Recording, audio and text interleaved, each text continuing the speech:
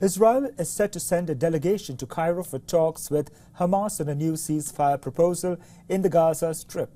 The delegation will be composed of security officials. Earlier, U.S. Secretary of State Anthony Blinken discussed the urgent need to reduce tensions in West Asia as he met with Saudi Crown Prince Mohammed bin Salman. Blinken highlighted that the utmost need of the hour is to achieve a ceasefire and that Washington will continue efforts in this regard. Hamas has before it a proposal that is extraordinarily generous on the part of Israel. And in this moment, the only thing standing between the people of Gaza and a ceasefire is Hamas. They have to decide, and they have to decide quickly. Blinken also underscored the need for sustaining an increase in humanitarian assistance to Gaza. Hamas delegation will return to Cairo with response on Gaza truce. Earlier, negotiators for Hamas met Qatari and Egyptian mediators about the phased ceasefire proposal Israel presented over the weekend.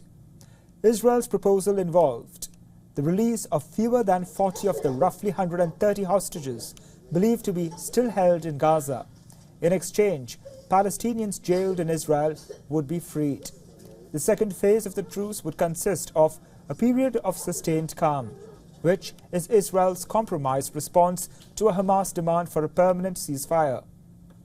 Meanwhile, President Biden, on a phone call with his Egyptian counterpart Abdel Fattah al-Sisi, discussed the deal to secure the release of hostages together with an immediate ceasefire in Gaza.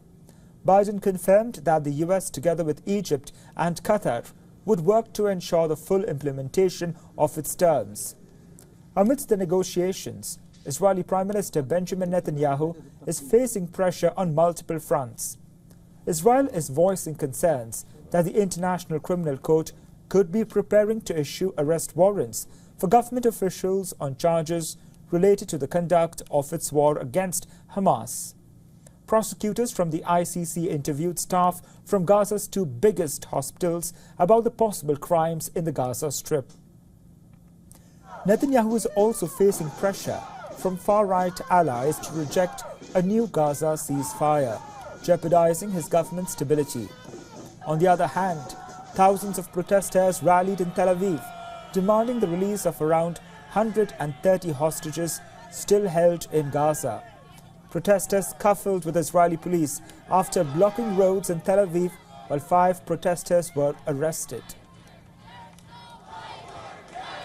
Meanwhile, in the United States, Columbia University has begun suspending pro-Palestinian activists who refuse to dismantle a tent encampment on its New York City campus.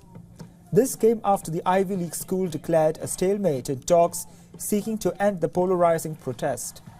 Protesters are demanding a ceasefire in the war with Hamas and the divestment of university assets in companies involved with Israeli military and an end to U.S. military assistance to Israel.